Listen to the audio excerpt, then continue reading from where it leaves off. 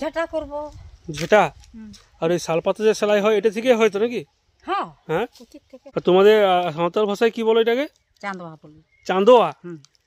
মানে যেটা হচ্ছে সর্পগন্ধা নাকি? এই সর্পগন্ধা এটা হচ্ছে দু রকমের ভ্যারাইটি হয়, একটা লাল হয়নি, হ্যাঁ একটা লাল একটা সাদা। সাদা হয়। এটা কি কাজে লাগে জানো?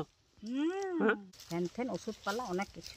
ওষুধ হয়। আর তুমি এই কুচি কি এই জঙ্গল থেকে সংগ্রহ করলে? হ্যাঁ হ্যাঁ এই জঙ্গল থেকে। এটা মুড়ি ভাজার জন্য তো কাজে লাগে। হ্যাঁ মুড়ি বেচে সুন্দর। আজ মূলত আমরা এসেছি এই জঙ্গলে কিছু বনের যে ফুল, সে ফুলের ছবি তোলার জন্য।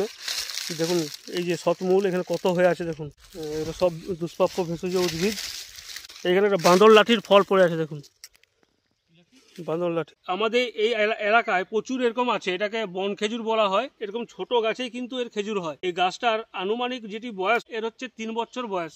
এটি আমি একটি বনসাই হিসাবে আমার বাগানে রেখেছি, তৈরি করছি এখনো অবধি, যদিও ফল আসেনি। জঙ্গলে এটি 3 বছরের মধ্যেই ফল চলে আসে। আর দেখুন কত সুন্দর দেখাচ্ছে। আর এই জায়গাটা প্রচুর আছে, একটু ভাইজানকে বলবো ওই গাছটা একবার দেখিয়ে দিতে। আর এই জঙ্গলটা মূলত ভেষজ উদ্ভিদেরই একটি বাগান।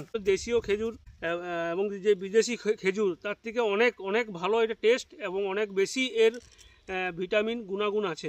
এটা শুধুমাত্র আমাদের এই অঞ্চলে নয়, বিভিন্ন জায়গায় এই বন খেজুর পাওয়া যায়।